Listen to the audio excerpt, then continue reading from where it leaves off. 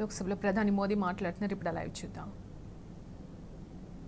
हौसला तो इतना बढ़ गया कि कल सदन को भी गुमराह करने का प्रयास हुआ। कल अग्निवीर को लेकर सदन में झूठ बोला गया। कल यहां भरपूर असत्य बोला गया कि एमएसपी नहीं दिया जा रहा। अध्यक्ष जी, संविधान की गरिमा से खिलवाड़ ये सदन का दुर्भाग्य है और अनेक बार लोकसभा में जीत करके आए लोग सदन की गरिमा के साथ खिलवाड़ करें, ये शोभा नहीं देता है। आदरणीय सभापति जी, जो दल 60 साल तक यहां बैठा है, जो सरकार के कामों को जानता है, जिसके पास अनुभवी नेताओं की श्रृंखला है, वे जब अराजकता के इस रास्ते पर चले जाएं, झूठ के रास्ते को चुन ले, तब देश गंभीर संकट की तरफ जा रहा है, इसका सबूत मिल रहा है। आदरणीय सभापति जी, सदन की गरिमा से खिलवाड़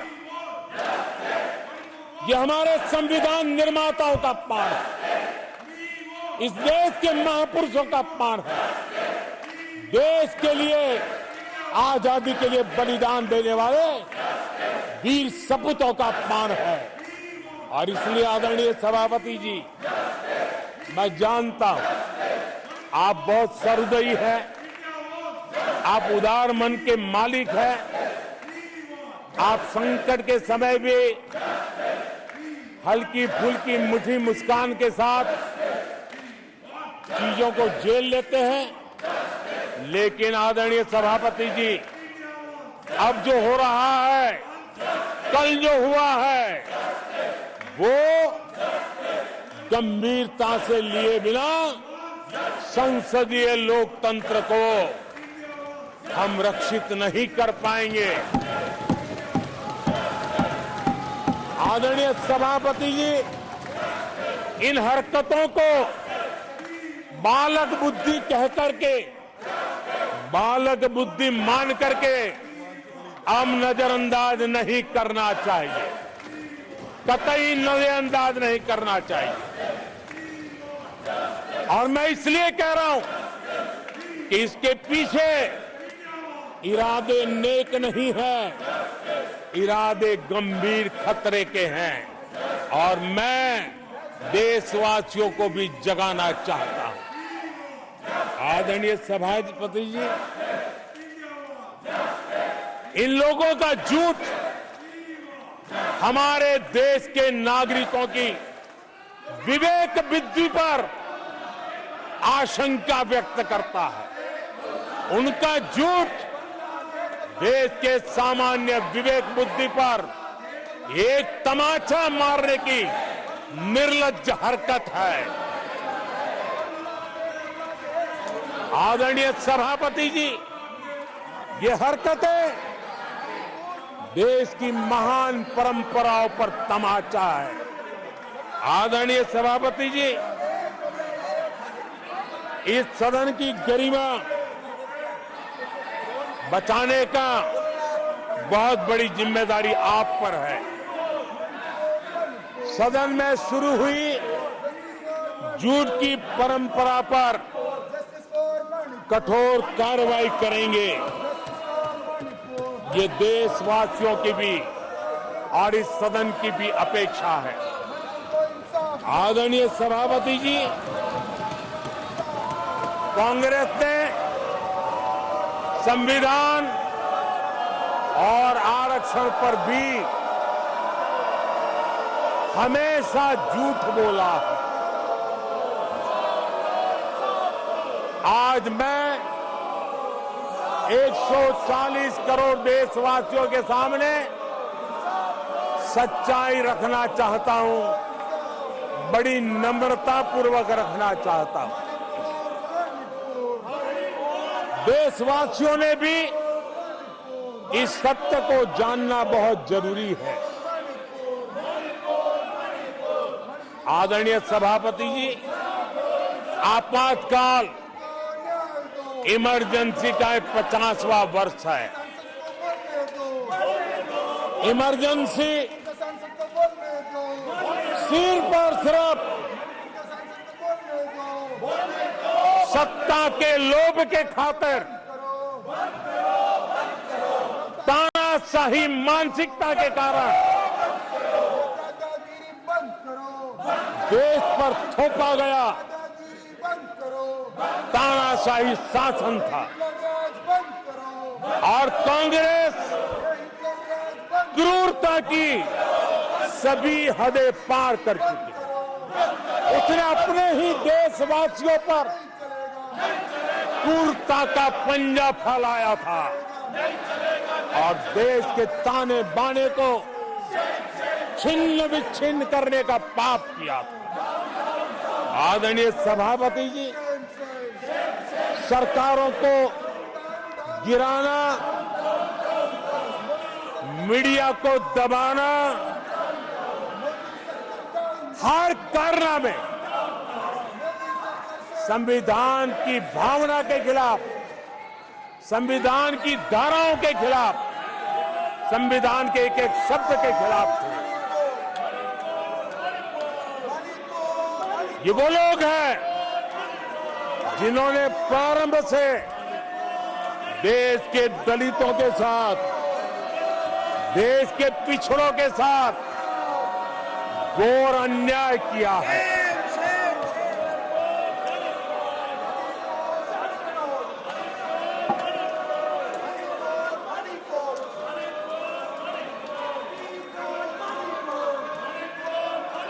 आदरणीय सभापति जी,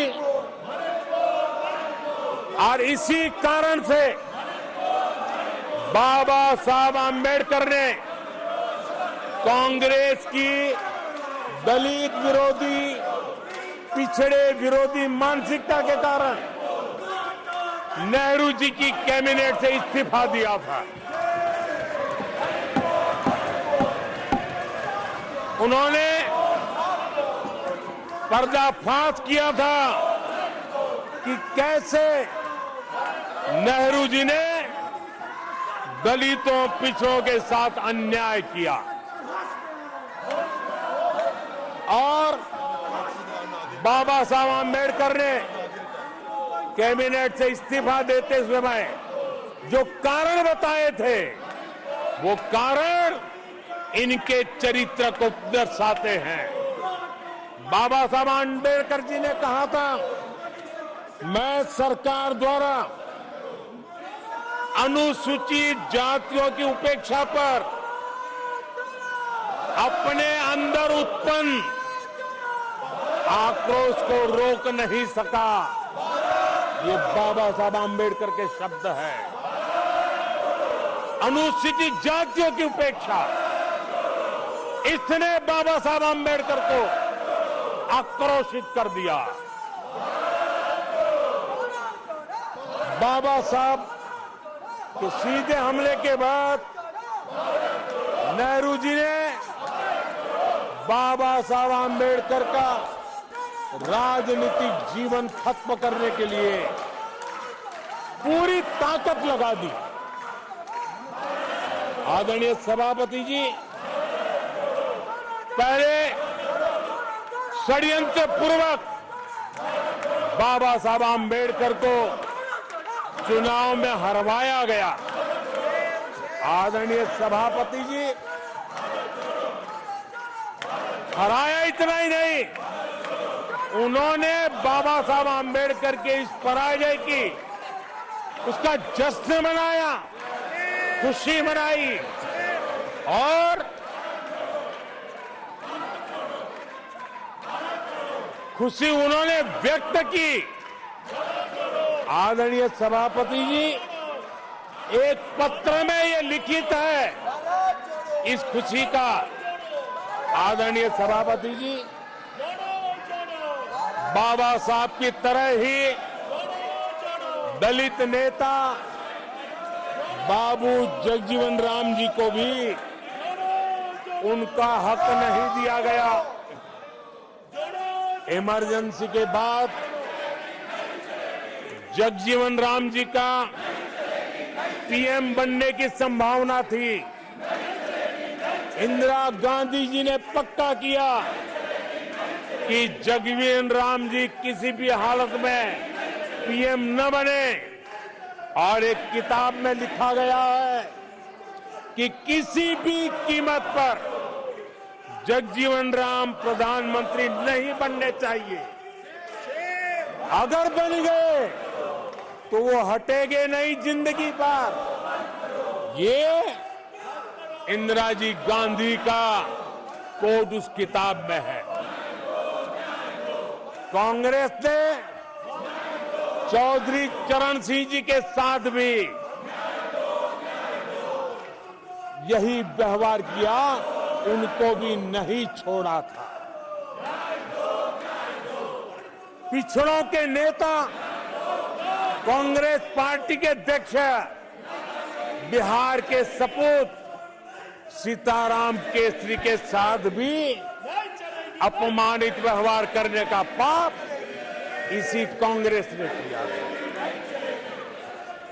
आदरणीय सभापति जी, कांग्रेस पार्टी प्रारंभ से ही आरक्षण की घोर विरोधी रही है। नेहरू जी ने तो मुख्यमंत्रियों को चिट्ठी लिख करके साफ साफ शब्दों में आरक्षण का विरोध किया था। कांग्रेस के एक प्रधानमंत्री श्रीमती इंदिरा गांधी जी ने मंडल कमीशन का रिपोर्ट ठंडे बक्से में सालों तक दबाए रखा था। आदरणीय सभापति जी, कांग्रेस पार्टी के तीसरे प्रधानमंत्री श्रीमान राजीव गांधी, और जब विपक्ष में थे उनका सबसे लंबा भाषण आरक्षण के खिलाफ था। वो आज भी संसद के रिकॉर्ड में उपलब्ध है। और इसलिए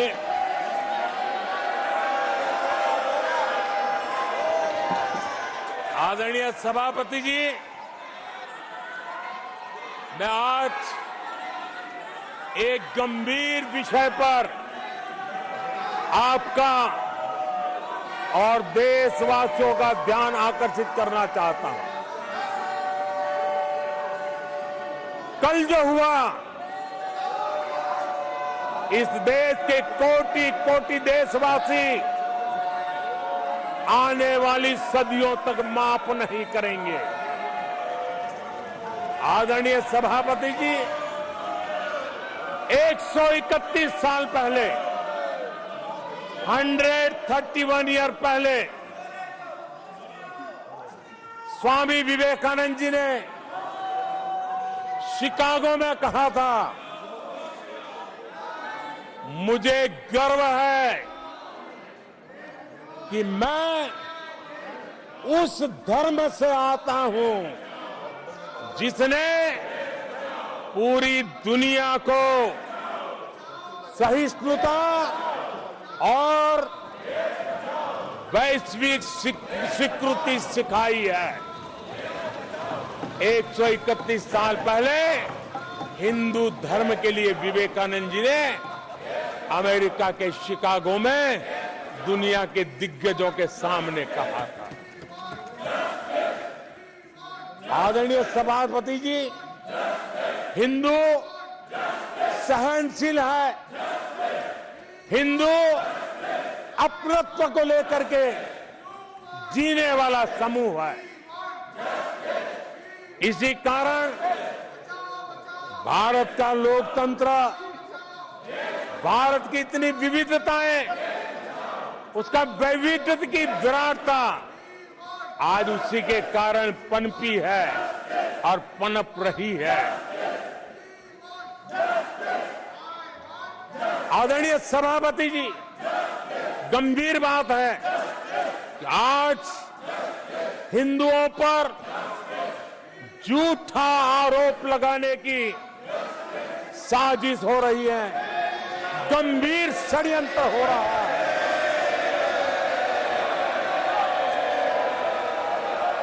आदरणीय सभापति जी,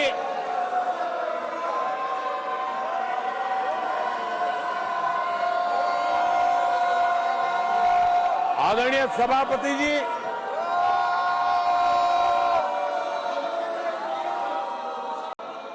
ये कहा गया हिंदू हिंसक होते हैं? ये है आपके संस्कार, ये है आपका चरित्र, ये है आपकी सोच, ये है आपकी नफरत इस देश के हिंदुओं के साथ। ये कारनामे आदरणीय सभापति जी, ये देश शताब्दियों तक इसे भूलने वाला नहीं है।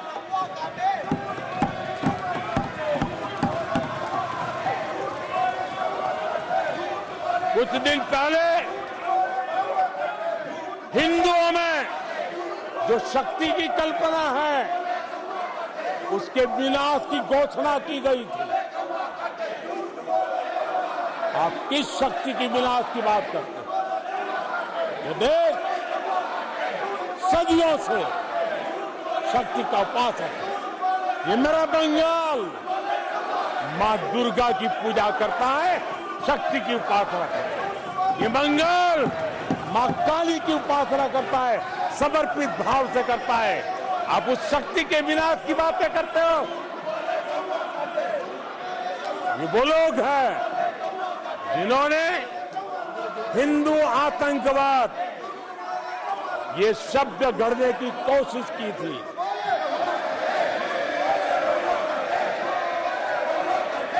इनके साथी हिंदू धर्म को उसकी तुलना डेंगू, मलेरिया ऐसे शब्दों से करें और ये लोग तालियां बजाएं, ये देश कभी माफ नहीं करेगा। आदरणीय सभापति जी, एक सोची समझी रणनीति के तहत इनका पूरा इकोसिस्टम, हिंदू परंपरा, हिंदू समाज, इस देश की संस्कृति, देश की विरासत, इसको नीचा दिखाना, उसे गाली देना, उसे अपमानित करना, हिंदुओं का मजाक उड़ाना, इसे फैशन बना दिया है और उसको संरक्षण देने का काम अपने राजनीतिक स्वार्थ के लिए ऐसे तत्व कर रहे हैं। आदरणीय सभापति जी,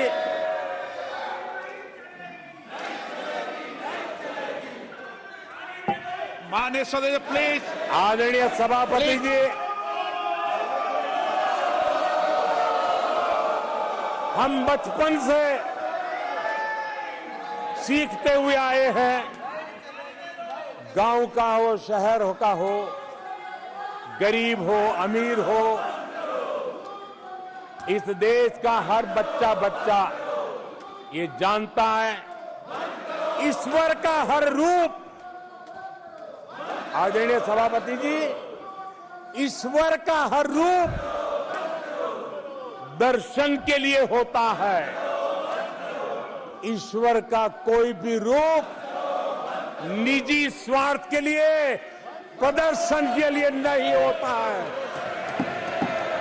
जिसके दर्शन होते हैं उसके प्रदर्शन नहीं होते हैं। आदरणीय सभापति जी, हमारे देवी देवताओं का अपमान 140 करोड़ देशवासियों के दिलों को गहरी चोट पहुंचा रहा है।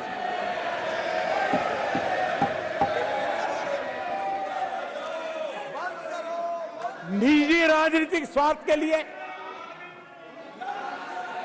ईश्वर के रूपों का इस प्रकार से खेल, आदरणीय सभापति जी, ये देश कैसे माफ कर सकता है? आदरणीय सभापति जी, सदन के कल के दृश्यों को देख करके अब हिंदू समाज को भी सोचना होगा, क्या ये अपमानजनक बयान संयोग है या कोई प्रयोग की तैयारी है? ये हिंदू समाज को सोचना पड़ेगा।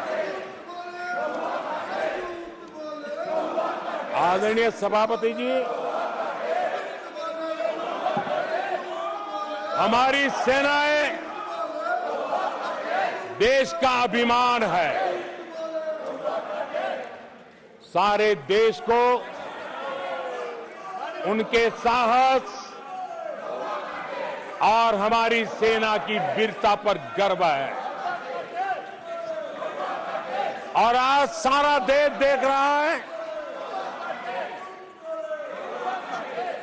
हमारी सेनाएं, हमारा डिफेंस सेक्टर आजादी के बाद इतने सालों में जितना नहीं हुआ, इतने रिफॉर्म हो रहे हैं। हमारी सेना को आधुनिक बनाया जा रहा है। हर चुनौती को हमारी सेना मुंह तोड़ जवाब दे सके, इसलिए युद्ध के सामर्थ्य वाली सेना बनाने के लिए हम भरपूर प्रयास कर रहे हैं, रिफॉर्म कर रहे हैं, कदम उठा रहे हैं, देश की सुरक्षा का मकसद लेकर के।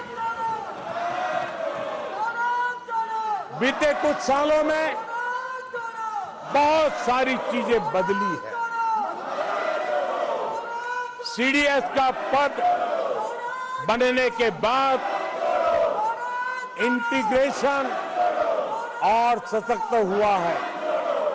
आदरणीय सभापति जी, हमारी सशस्त्र सेनाओं के बीच उनके सहयोग से जो लंबे समय से युद्ध शास्त्र के निष्णातों का मत था कि भारत में थिएटर कमांड जरूरी है, आज मैं संतोष के साथ कह सकता हूं कि सीडीएस व्यवस्था बनने के बाद देश में सुरक्षा के लिए जरूरी थिएटर कमांड की दिशा में प्रगति हो रही है। आदरणीय सभापति जी, आत्मनिर्भर भारत, उसमें हमारी सेना को आत्मनिर्भर बनाना, उसकी भी बहुत बड़ी महत्वपूर्ण भूमिका निभाई जा रही है। हमारी देश की सेना युवा होनी चाहिए। सेना दुश्मनों के दांत खट्टे करने के लिए होती है।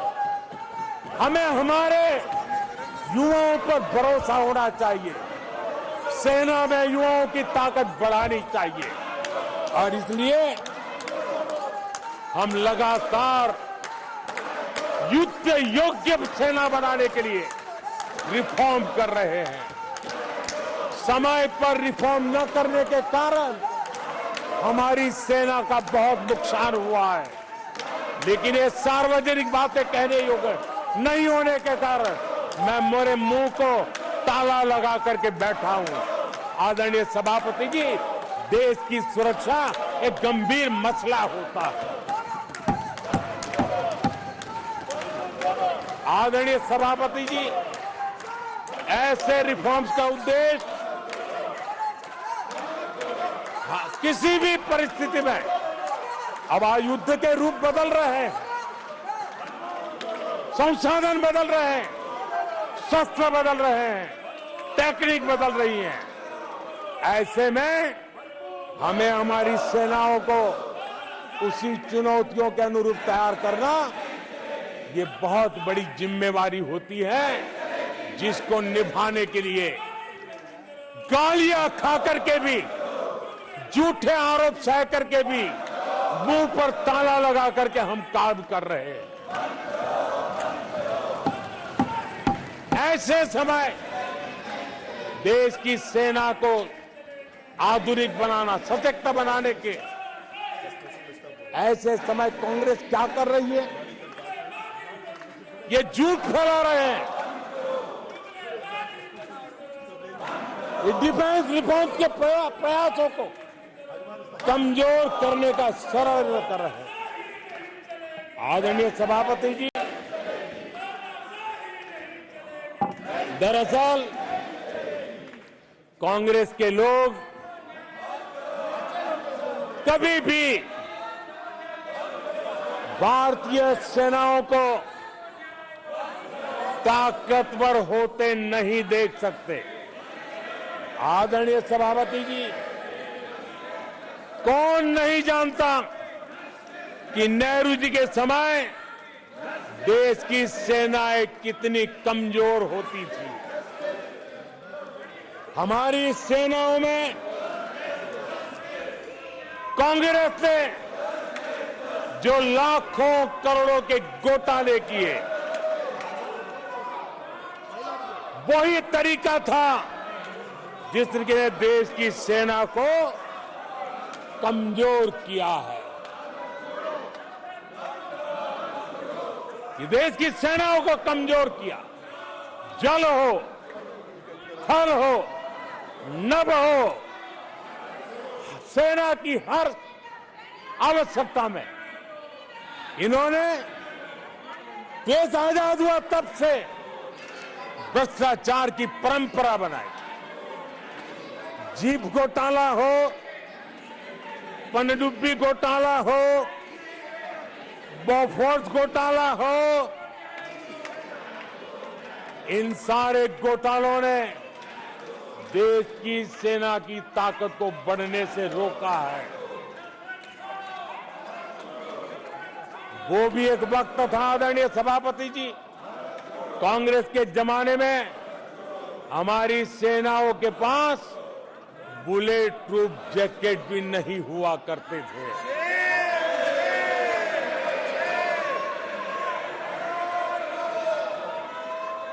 सत्ता में रहते हुए देश की सेना को तो बर्बाद किया ही किया, उसको कमजोर किया ही किया, लेकिन ये कारनामे विपक्ष में